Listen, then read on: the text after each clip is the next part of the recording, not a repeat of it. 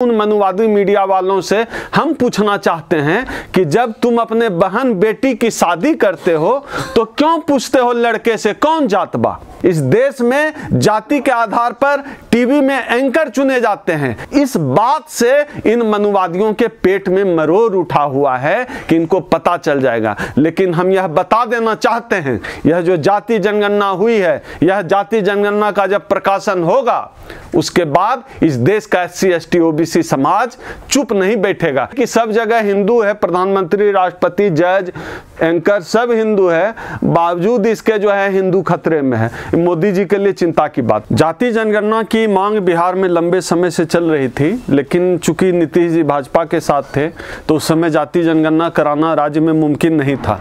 लेकिन हाल के समय में जब ये RJD के साथ आ गए तो अब जाति जनगणना बिहार में हो रही है। जाति जनगणना की मांग हम सब की, खास तौर पे इस देश के SC ST OBC समाज की मांग बहुत पहले से हम मांग करते रहे हैं कि जाति जनगणना का प्रकाशन हो। बिहार में तो फिर से शुरू हो गया। पिछले दिनों, पिछले कुछ साल पहले देश में जाति जनगणना हो चुकी है। करोड़ों अरबों रुपए खर्च करके जाति जनगणना किया जा चुका है, बस उसका प्रकाशन नहीं किया केंद्र सरकार ने। क्यों नहीं प्रकाशन किया, इसका पीछे का जवाब स्पष्ट है। और जाति जनगणना क्यों होनी चाहिए यह भी स्पष्ट है। जाति जनगणना को लेकर अभी जो मीडिया में जो हाय तौबा मची है कि कौन जात बा, मैं एक चैनल देख रहा था उसमें हेडिंग ही लगा हुआ है कौन जात बा, और उस पे बहस कर रहे हैं टीवी पर ये सवर्ण मीडिया वाले लोग कि जो है जातिवाद बढ़ाया जा रहा है जाति जनगणना करके, इसलिए शीर्षक ही लगा दिया कौन जात बा। बिहार में पूछा जा रहा है कौन जात बा, नीतीश जी पूछ रहे हैं, तेजस्वी जी पूछ रहे हैं कौन जात बा।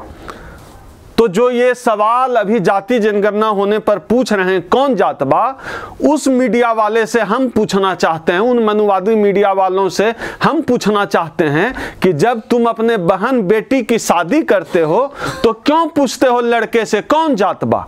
लड़के से शादी करने से पहले नहीं पूछते हो कौन जात बा। जितने टीवी के एंकर हैं, जितने टीवी के प्रोड्यूसर हैं, जितने टीवी चैनल के मालिक हैं, जितने मनु मीडिया वाले जो हाय तौबा मचाए हुए हैं, वो सब बताएं कि वो अपने परिवार के, जाहिर सी बात है सब सवर्ण है, वो अपने परिवार के बच्चों की शादी, लड़कियों की शादी, लड़कों की शादी किस जाति में करते हैं। और जब जातियों में शादी करते हैं तो क्या लड़के की जाति नहीं देखते, लड़की की जाति नहीं देखते, क्या वो सवाल नहीं पूछते कि कौन जात बा।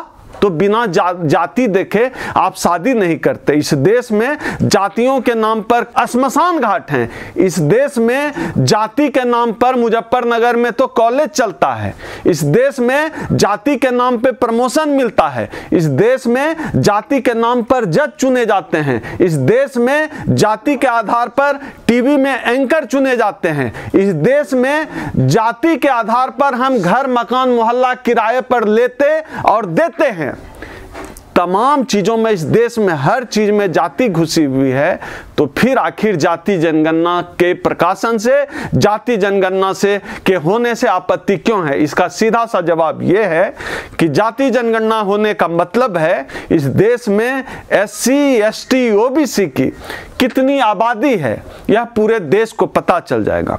साथ ही साथ यह भी पता चल जाएगा कि अगर इस देश में SC ST OBC की आबादी 90 से 95% है तो क्या वो इस देश के संसाधन में अपनी आबादी के हिसाब से प्रतिनिधित्व ले रहे हैं, अपनी आबादी के हिसाब से भागीदारी ले रहे हैं।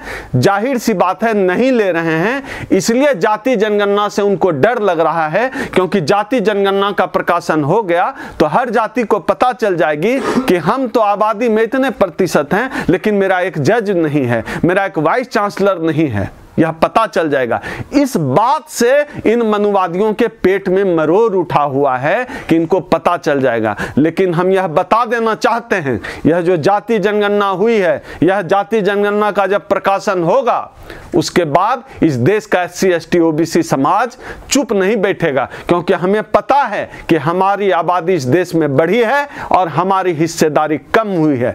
अब हमारी अगली लड़ाई आबादी के हिसाब से भागीदारी होगी और जो बिहार का जो जाति जनगणना का प्रकाशन है उसको होने के बाद उसको सैंपल माना जाएगा कि जितनी आबादी बिहार में बढ़ी है उसी के हिसाब से, उसी अनुपात में पूरे देश में SC ST OBC समाज की आबादी बढ़ी है, उनका प्रतिनिधित्व बढ़ना चाहिए, उनकी भागीदारी बढ़नी चाहिए। इस मांग के साथ हम लोग आगे काम करेंगे। जहां भी बीजेपी की सरकार नहीं है वहां की सरकारें लगातार SC ST OBC को उनका हक देने की कोशिश कर रही हैं, लेकिन जहां बीजेपी की सरकार है, जाहिर सी बात है बीजेपी की सरकार होने का मतलब सवर्णों का शासन, बीजेपी की सरकार होने का मतलब मनुवादियों का शासन, बीजेपी की सरकार होने का मतलब SC ST OBC के खिलाफ होने वाला शासन। SC ST OBC के खिलाफ जब ब्राह्मणों का, जब मनुवादियों का शासन होगा, उसका यह मतलब होता है कि ये लोग SC ST OBC के खिलाफ काम करेंगे। ये SC ST OBC का आरक्षण कैसे देंगे? जब वाजपेयी की सरकार आई तो विनिवेश मंत्रालय आया, अब जब मोदी जी सरकार में आए हैं तो लगातार देश की संपत्तियों को बेच रहे हैं। उनका उद्देश्य स्पष्ट है कि SC ST OBC समाज की हकमारी की जाए। हकमारी करने के लिए वो तमाम साजिशें कर रहे हैं। न केवल वो सीधे आरक्षण खत्म कर रहे हैं, बल्कि आप देखेंगे वो कोर्ट का भी, न्यायालय का भी सहारा ले रहे हैं। अभी उत्तर प्रदेश में क्या हुआ कि निकाय चुनाव को लेकर इन्होंने कहा कि निकाय चुनाव में, हाई कोर्ट कहता है लखनऊ बेंच, कि निकाय चुनाव में आरक्षण नहीं होगा। मतलब आप देखिए न्यायपालिका का मनोबल कितना बढ़ा हुआ है कि वो अपने मनुवादी एजेंडे को न्यायपालिका सरकार के साथ साँठ-गांठ करके लागू कर रही है। उसको पता है कि इस देश में जो है अभी सरकार उनके पक्ष में है, वो SC ST OBC समाज को दोबारा जो है मनुवाद के दौर में धकेलने की तैयारी कर चुके हैं। नहीं, ये तो जागरूकता का मामला है ना। हमारे समाज में जागरूकता तो हुई, मान्यवर कांसीराम साहब ने बड़ी जागरूकता की, जागरूकता तो हुई, लेकिन जागरूकता गलत दिशा में चली गई। गलत दिशा में ये चली गई कि जिस राजनीतिक दल को देश के SC ST OBC समाज ने सत्ता में पहुंचाया, वो राजनीतिक दल खुद ही जातिवादी हो गए। जागरण तो हुआ क्या कि एक खास जाति जो सत्ता में आने के बाद दूसरी जातियों को दरी पर बिठाने लगी, तो भाजपा जैसी पार्टियों को मौका मिल गया कि जिन जातियों को दरकिनार किया गया बहुजन आंदोलन से मिली सत्ता के बाद, वो उन जातियों को भाजपा ने मंच दिया, उन जातियों ने को भाजपा ने सम्मान देने की कोशिश की। भले ही स्टूल पर बिठाते हैं, पर कोशिश की कि मंच पर बिठा दें, उनका वोट ले लिया। तो यह जो जागरूकता है, ये राजनीतिक दिशा सही तरीके से नहीं पा सकी, इस वजह से इस तरह का भटकाव समाज का देखने को मिला। लेकिन हाल के दिनों में बहुत सारे स्तर पे परिवर्तन हुआ है, बहुत लेवल पे परिवर्तन हुआ है। अब पहले वाली बात नहीं रही कि जो है आप SC ST OBC का आरक्षण खा लेंगे, कुछ नहीं कहा जाएगा। अभी जो लखनऊ वाला मामला आया निकाय चुनाव में, SC ST एक्ट को लेकर जो कोर्ट का फैसला था वापस होना पड़ा, तो अब वो मामला नहीं है। अब समाज थोड़ा जगा है, असर भी है उसका, जागरण का, लोग आवाज उठाते हैं और सत्ता तक बस यह समाज अपनी आवाज, ऊंची आवाज करके जरा 2 अप्रैल 2018 जैसा आंदोलन करके बस सत्ता के कान तक पहुंचा दे। OBC सांसद भी हैं, वो तो कोई डिमांड नहीं कर रहे हैं जनगणना की। नहीं, क्यों करेंगे? जो OBC सांसद हैं 128, उन OBC सांसद को आपने इसलिए थोड़ा ही वोट दिया था कि वो आपके जाति की बात करेंगे। आप तो वोट दे रहे थे मोदी को, आप वोट दे रहे थे धारा 370 हटेगा, आप तो वोट इसलिए दे रहे थे उनको कि मोदी जी राम मंदिर बनवाएंगे, आप तो वोट इसलिए दे रहे थे कि मुसलमानों का चूरी टाइट किया जाएगा।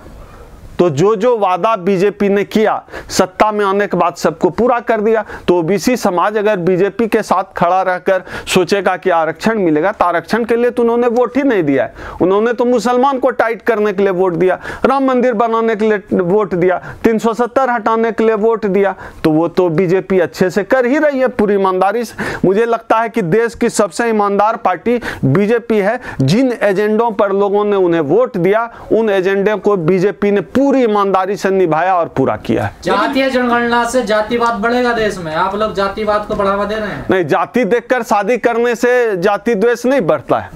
जाति देखकर किराया मकान लेने से जातिवाद नहीं बढ़ता है। जाति देखकर कोई बच्चा जो है कोई मंदिर में घुस जाए पीट देते हैं तो जाति जो है भेद नहीं बढ़ता है। जाति और जाति जनगणना से जो है आप जातिवाद बढ़ रहा है, ये व्याकरण सबर नहीं समझते हैं। आरएसएस का लक्ष्य है जाति खत्म करना देश सर, आप लोग जातीय जनगणना करवा रहे हैं। हम लोग आरएसएस के साथ हैं, आरएसएस हिंदुओं का संगठन है, हम लोग भी हिंदू हैं, हम लोग पूरी तरह आरएसएस के साथ हैं। बस आरएसएस का 100 साल पूरा हो रहा है, अपना चीफ किसी दलित को बना दे, हम लोग आरएसएस के साथ हैं। बस हम लोग भी अपने को हिंदू मान लें, आरएसएस ब्राह्मण और दलित, ये जो खटीक, पासवान, चमार, मुसहर, मेहतर, इन जातियों के साथ ब्राह्मण और राजपूत की शादी करा दे, आरएसएस सामूहिक रूप से कराने लगे तो हम लोग भी आरएसएस के साथ हैं। बांट रहे हैं आप लोग।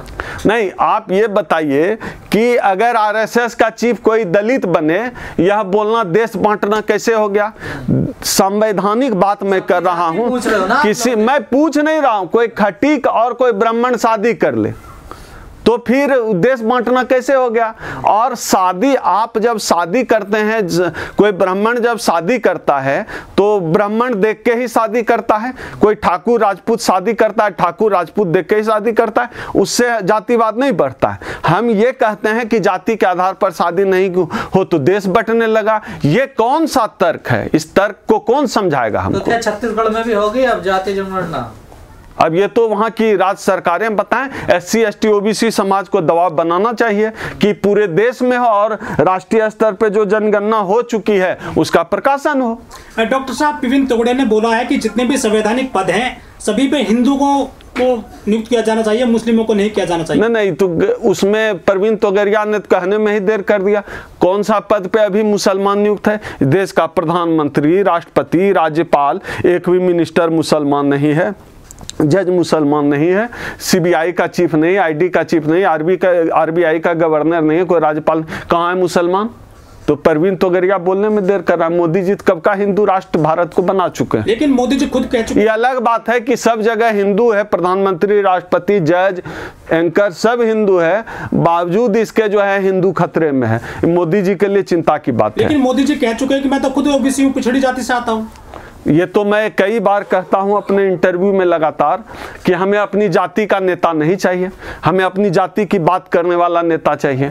OBC समाज को OBC नेता नहीं चाहिए, OBC समाज की बात करने वाला नेता चाहिए, OBC समाज का आरक्षण बचाने वाला नेता चाहिए, OBC समाज की हकमारी रोकने वाला नेता चाहिए, OBC समाज के जाति कास्ट सर्टिफिकेट वाला नेता हमको नहीं चाहिए। कास्ट की बात करने वाला नेता चाहिए, जमात वाला नेता चाहिए। तो केशव प्रसाद मौर्य कर रहे हैं इस काम को। केशव प्रसाद मौर्य लगातार जो है देश के OBC समाज का जो है नाक नीचा करने का काम कर रहे हैं। उस बेशर्म को शर्म भी नहीं आती, स्टूल पे जाके बैठ जाता है और जब OBC की हकमारी हो रही है तो चुप बैठा हुआ है, नकली नकली बयान देता है, नकली नकली बात करता है। उस बेशर्म आदमी को चुल्लू भर पानी में डूब जाना चाहिए। निकाय चुनाव में अगर आरक्षण खत्म हुआ तो उन्होंने मुकाबला करा देगी। हाँ, तो मुंह के ये तो मोदी जी के लोग हैं ना, ये तो मुंह के शेर हैं, ये तो डटकर लड़ेंगे ही, मुंह के शेर। मोदी जी भी कहते थे किसी दलित के साथ कुछ हुआ तो फुट फुट कर रोने लगे, मुझे फांसी पे लटका देना, चौराहे पे लटका देना।